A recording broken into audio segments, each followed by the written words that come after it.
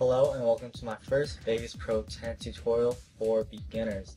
This video is for beginners who are new to the program Sony Vegas, and if you are new to, or actually if you used Pro 8 and 9 and 10 in the past, you don't need to watch this video because Pro 11 unfortunately hasn't changed much on the interface in comparison to its previous program. So let's head on into Vegas and let's learn about the basics of video editing in Sony Vegas. So first off, how to import your video. Now there's two basic ways you can import your video. One is going to this little folder right here, clicking it, searching your video, and importing it that way. Or there's a different way, and you can search up your file on your Finder, and you can use a simple drag and drop method. Now one thing to notice is that when you drag a video clip or an audio clip into Vegas, it creates this .sfk file, and what that does is that it allows Sony Vegas to play back the audio more efficiently and more conveniently, so it doesn't lag with the audio and stuff. But if you delete it, don't worry, Vegas will recreate them again. So you go back to Sony Vegas, open it up again, and voila, the SFK file is there. Now, first things first, you import your video clip into Sony Vegas. You're going to have a video track and an audio track. Now the audio track has little sound waves, visible sound waves, and later on you can use that to synchronize your video to your music. Now importing, or actually not importing, cutting your video. So anywhere on your video that you want to cut, select S. That'll separate your video. Now, to separate the audio from the video clip, just click on the video clip and press U. And that'll separate the video from the audio. And now, to fade in your video clip, go to the beginning or at the end, and hover your icon at the top left corner if you're fading out at the beginning of the video until you see this little icon. Click and drag to the right, and you see they'll slowly fade out. Now Sony Vegas gives you several options on how to fade it out. So if you go to the end of the fade, hover your cursor over it, this little icon should appear, right click on it, and it will give you 5 options, 5 different fade options to choose from. I'm going to choose this one.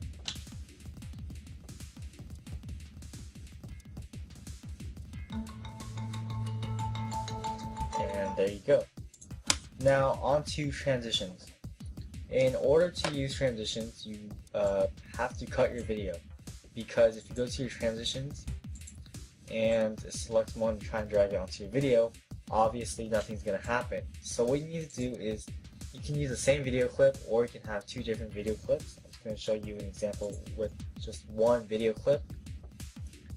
Cut it, and then in order to apply the transitions, both video clips have to be touching each other, and when they're right connected to each other, this little not icon, but it'll create this little triangle at the top of the video clips. Now once you have that done, just basically drag any of the transitions you want, and make sure you drag it right onto the cut you just made, or right where it's connected, and that'll create the transition.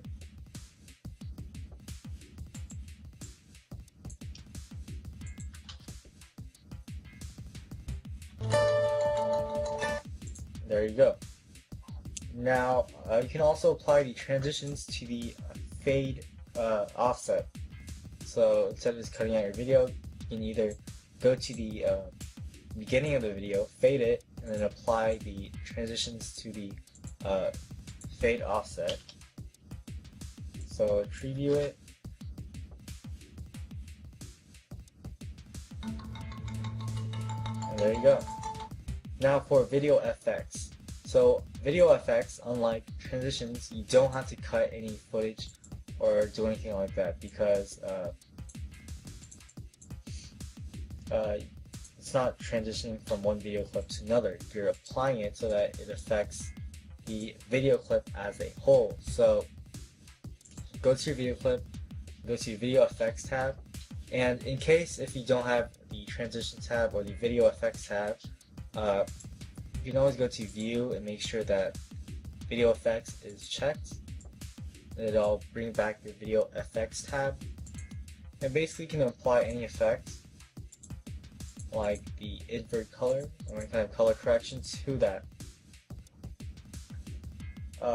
To edit the video effect after you exit out of the window, you can click on this little icon right here, this little green icon, click it, and your effects that you just applied to your video clip will pop up, and you can change around the settings and all those kind of stuff. Now to remove the effect, you can click this one with the effect selected, click on this one, remove select plugin. That'll remove the plugin from your video.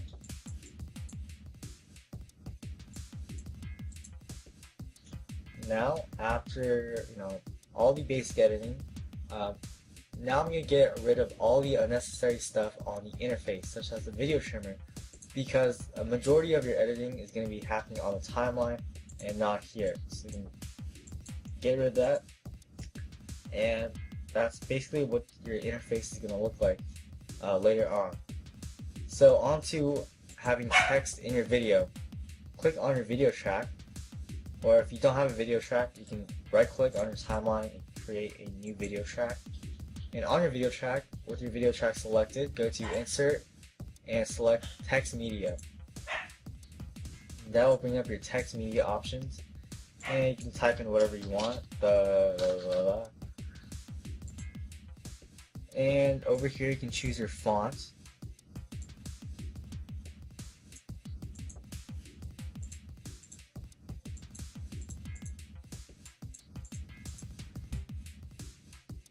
And a new feature in Sony Vegas Pro 11 is that you are able to scale down your text right on the preview screen instead of scaling it down from the options.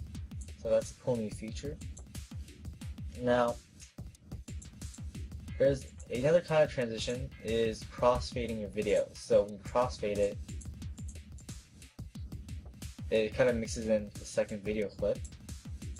So all you need to do is enable automatic crossfade. If you don't have it enabled, then your videos will mix with each other. So make sure you enable that so that it mixes in with each other.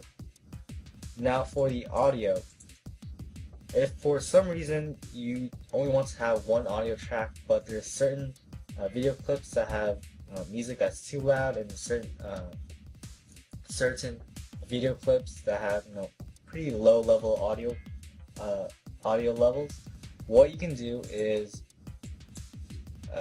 bring down the volume for each individual video clip. So if you go to your video clips, or one of them, hover your cursor towards the top of the audio clip of your video, and this little icon should appear. Click and drag it down. That will bring down the decibels, so if you preview it,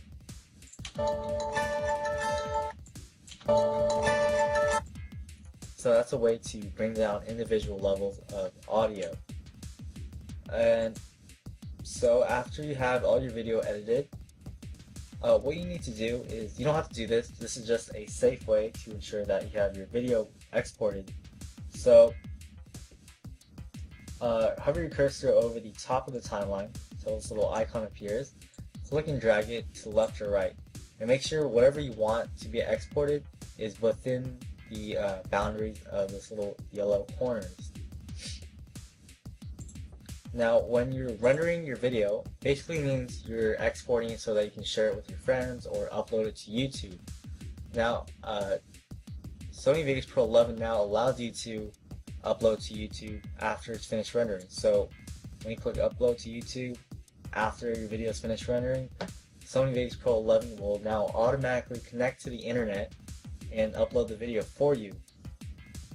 But this time we're not going to use it. I'll show you how to do it later.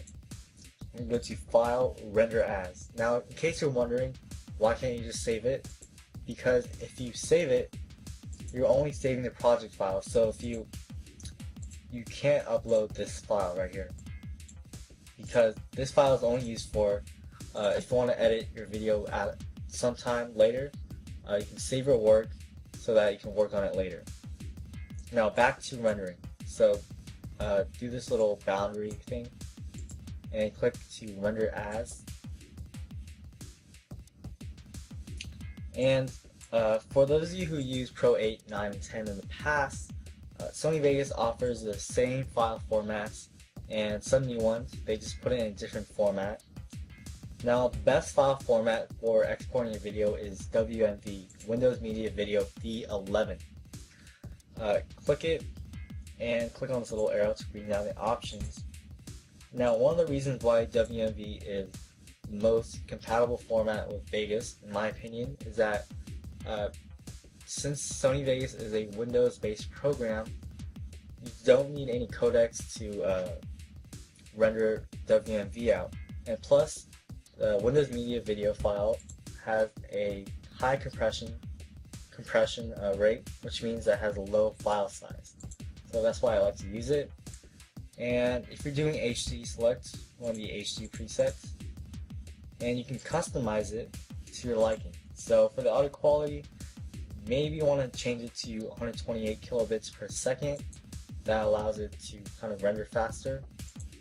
And for your video, 1280 by 720 bitrate, you don't need to worry about that at the moment.